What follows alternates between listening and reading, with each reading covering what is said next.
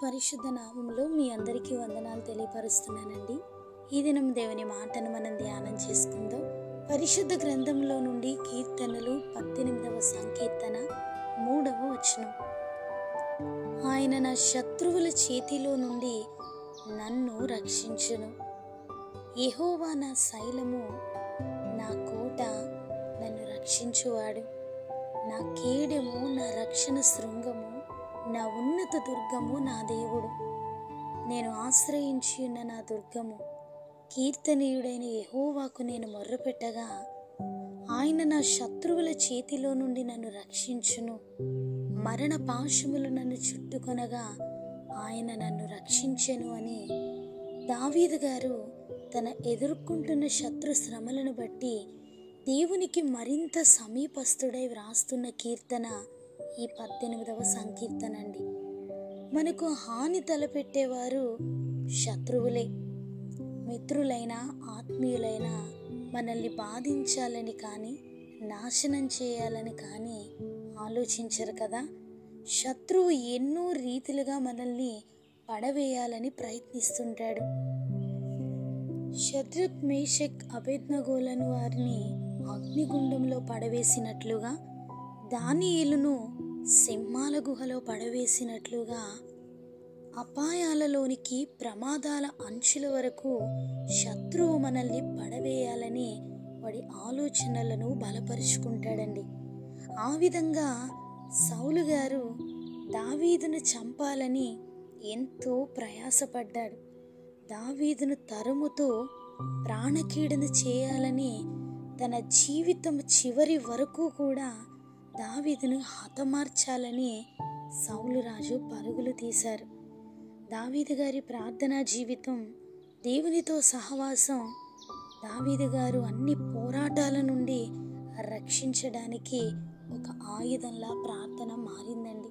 శత్రువులు మన మీదకి లేచినప్పుడు అవమానాలతో మనల్ని బాధించేవారు, మాటి మాటికి మనల్ని శోధిస్తూ మన జీవితాలతో ఆడుకునేవారు, ఎందరైతే మన వెంట పడుతూ మనకు హాని కలిగించాలని, మనము వారి కళ్ళ ముందు లేకుండా నాశనం చేయాలని ఎన్నో పన్నాగాలు పన్నుతుంటారు.